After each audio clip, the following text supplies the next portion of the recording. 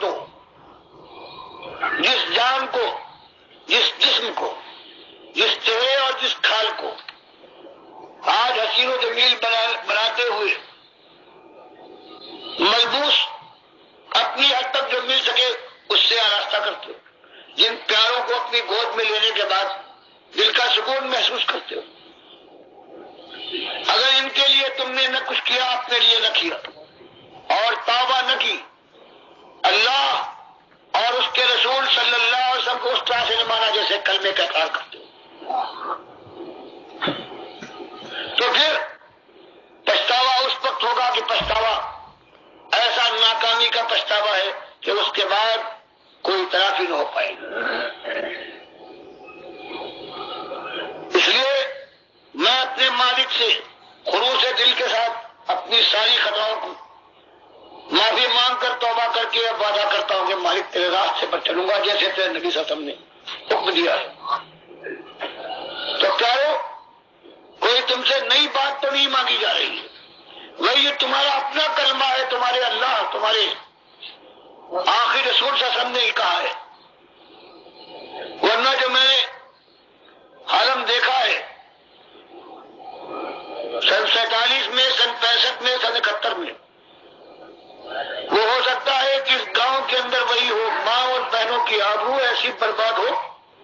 کہ دیکھو اور دم نہ مار سکو۔ اور یہی اللہ فرماتا ہے اگر ایمان لے آؤ تمہارا کیا جاتا ہے، اور اگر تقوی اختیار کر لو، مجھ سے ڈر کر قدم بڑھا لو، تو 10-20 سال کے بعد جب موت کا فرشتہ آئے گا خوشخبری دے گا کہ جنت کے لہلاتے ہوئے باغات تمہارے انتظار میں ہیں۔ تو یہ ایک بات ہے، اسی بات کے لیے اللہ نے پیغمبروں پر پیغمبر بھیجے ہیں، کتابوں پر کتابیں اتاری ہیں، اور مبارک جنگیں کروائی ہے کہ جب یہ بات اٹھی ہے قوم 2 حصوں میں تقسیم ہو گئی ہے، اور پھر فولاد درمیان میں آنے کے بعد کبھی تلوار کی شکل میں، کبھی نیزے اور کبھی تیر کی شکل میں، اور پھر اللہ کا وعدہ تھا یہاں تک جانا، پہلے سمجھاؤ پوری طرح سے، مار پڑے سب کے ساتھ جمے رہو، یہاں تک کہ اگر گھر بار چھوڑ کر ہجرت کرنا پڑے تو ہجرت کر جاؤ، لیکن سستانے کا موقع نہیں ہے، پھر پلٹ کر انتظام کرو اور پھر فولاد کے ذریعے سے اللہ کے دین کو قائم کرنے کے لیے میدان میں اترو، اللہ تمہارا حامی و ناصر۔ یہی قرآن کا کہنا ہے، اور اسی بات کو آپ کے سامنے پیش کرنے کے لیے ہم لوگ حاضر ہوئے۔ قبول کرو تو اللہ کی رحمت ہے، اپنے حق میں، اپنے بال بچوں کے حق میں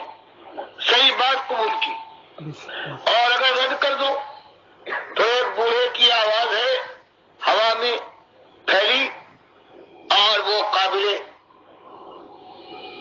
اعتبار نہ سمجھی گئی،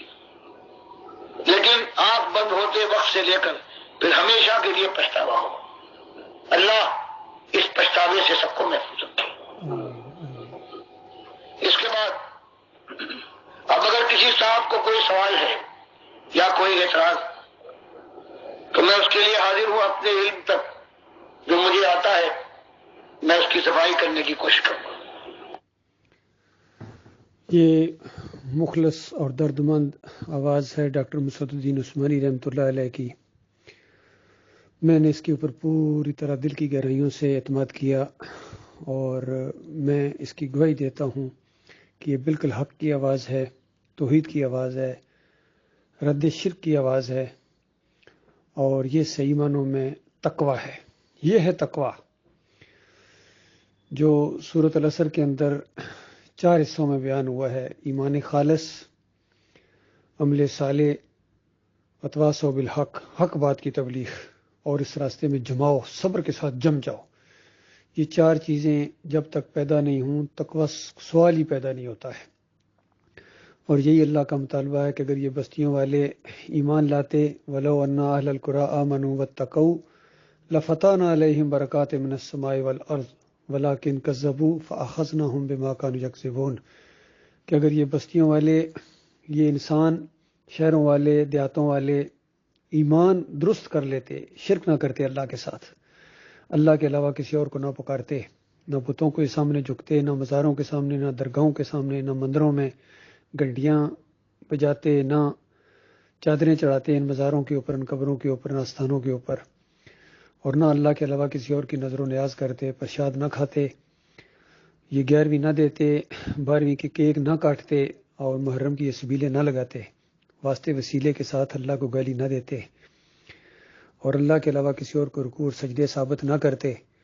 تو مالک فرماتا میں زمین اور آسمان کی برکتوں کے پرنالے ان کے اوپر کھول دیتا۔ لیکن انسانوں کی اکثریت نے اور عظیم اکثریت نے اس بات کا انکار کیا ہے، اور اس کی وجہ سے اللہ تعالیٰ فرماتا ہے کہ میں نے ان کو پکڑا ہے اور میں نے ان کو کہیں نہیں رکھا، کہیں کا نہیں رکھا ہے۔ قل سیروا فی الارض فانظروا کیف کان عاقبۃ الذین من قبل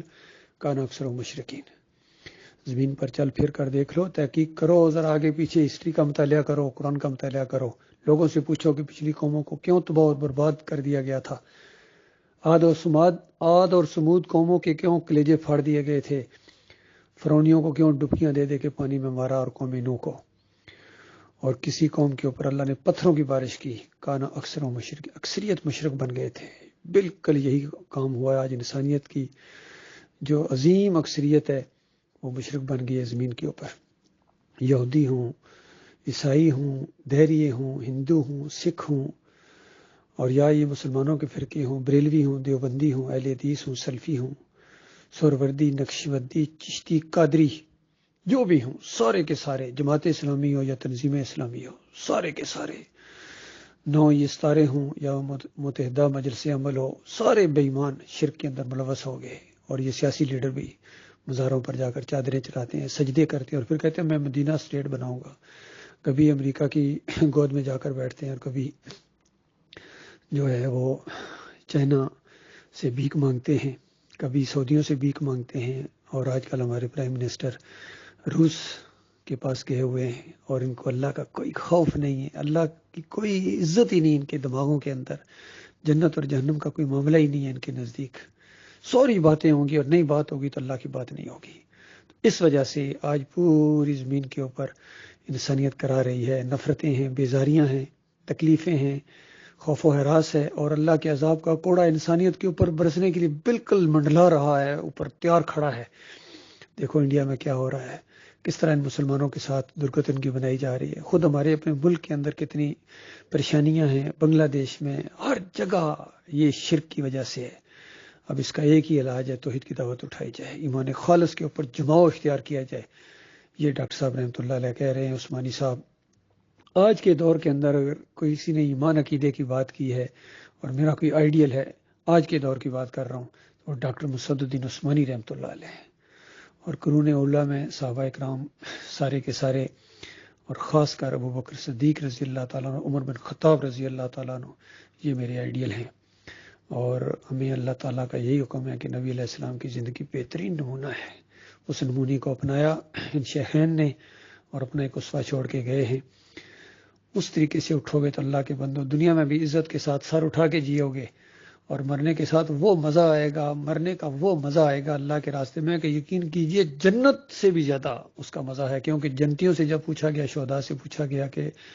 مانگو میرے بندو اور کچھ مانگو، تو جنتی پہلے تو بار بار کہتے رہے کہ یا اللہ سب کچھ مل گیا، سب کچھ مل گیا، کسی چیز کی ضرورت نہیں۔ مالک فرماتا نہیں، اور مانگو اور مانگو۔ تو اس طرح جب انہوں نے دیکھا کہ مالک نہیں چھوڑ رہا ہے، پھر سب نے مشورہ کر کے کہا کہ اچھا ان جسموں سے روحیں نکالیں اور ان دنیاوی جسموں میں ڈالیں، تاکہ ایک دفعہ پھر آپ کے راستے میں ہم جہاد کریں، قتال کریں۔ اور وہ جو پہلا استقبال ہوا تھا، وہ جو پروٹوکول وہ ہوا تھا، یہاں ہمیں ریسیو کیا گیا تھا جنت کے اندر، تو وہ اب بار بار تو نہیں ہو رہا ہے، تو اس کا دل کرتا ہے کہ اس میں اور نکھار آئے، وہ دوبارہ دیکھیں۔ تو اللہ کے بندو یہ ہے ایمان خالص کی برکتیں۔ تو یہ سارے اعمال اس کے لیے جس کا ایمان ٹھیک ہے، تو للہ توبہ کرو، معافی مانگو، اور ہر طرح کے شرک سے توبہ استغفار کرنے کے بعد ایمان خالص کے اوپر جم جاؤ۔ اللہ نے آپ سے صرف جماؤ مانگا ہے، اور بالکل کسی کی پرواہ نہ کرو، بالکل کسی کا خوف نہ کھاؤ، اس توحید کی دعوت دو، اس سے رنگ جہاں بدلے گا، اس سے پوری دنیا کے اندر خیر آئے گی اور اصلی تبدیلی آئے گی۔